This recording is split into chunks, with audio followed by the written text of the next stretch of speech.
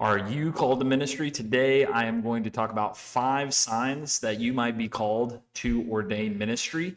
I'm Reverend Matt, and I'm the Connectionalist, and I'm so glad that you're with me today. So, the first of the signs that you might be called to ordain ministry is that you love the church more than the average person, right? I know this may sound kind of odd or kind of strange, but I think people who are called to ministry, what I've noticed when I recognize the call in them, or they start to recognize it in themselves, they want to be at the church way more than even the average, like very devoted person. Like they're always at the church. The church is always on their mind. It's always something they're thinking about, and that can be true for lay people as well. But I have found that that is a sign that's very common in people who feel a call to ordain ministry. They're very, very committed to the church. The second sign that you might be called to ordain ministry is that other people have told you that you are. This one is very common as well.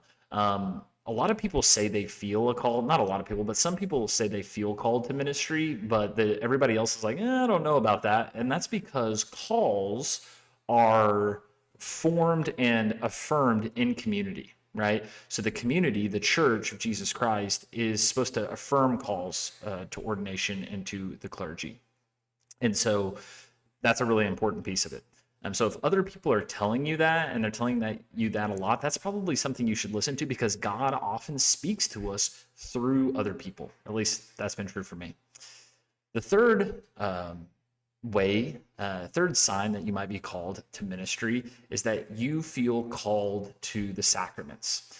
And what I mean by that is when you watch your pastor administer Holy Communion, the Eucharist, or you see your pastor administer baptism, baptize somebody, and you feel called to do that, that's something you want to be a part of. That's something you have a deep desire to do. You might be called to ordain ministry. And I had somebody ask me one time, why can't everybody do communion? Why can't any lay person in the church do communion?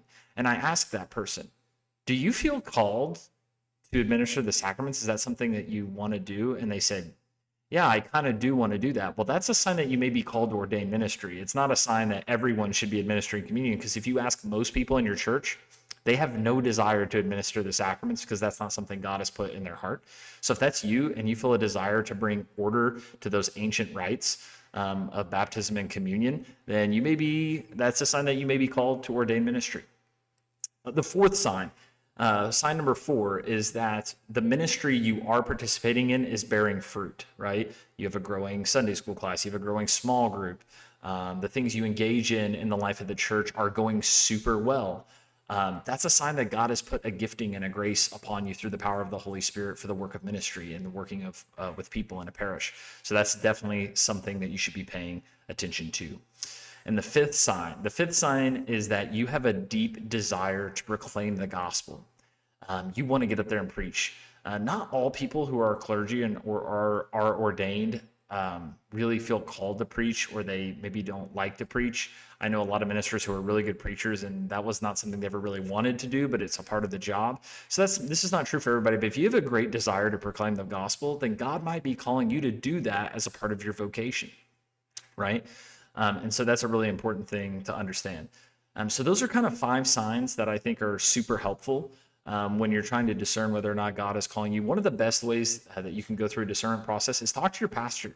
If that's something that you're really thinking about and really trying to discern, go talk to your pastor. They want to hear that. I promise you that they want to hear that. Or you can comment in this video, and if you're discerning through that and or have any questions about that, I would love to talk to you about that. So feel free to comment in this video, and I'll try to reply to the comment and give you any advice that I can. But it's really, really important that you discern that call and that you really dig deep into it, because the world and the church needs good ministers out in the world. And it never fails to amaze me how God always finds a way to call a new generation of people into the ministry.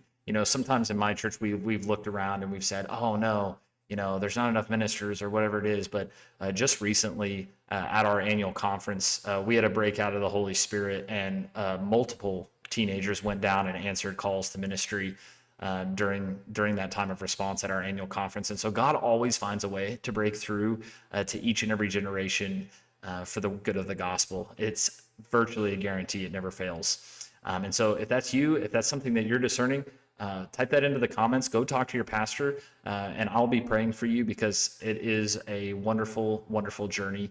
And yeah, so until next time, I'm River Matt, and I'm the Connectionalist. I'll see you again. Bye-bye.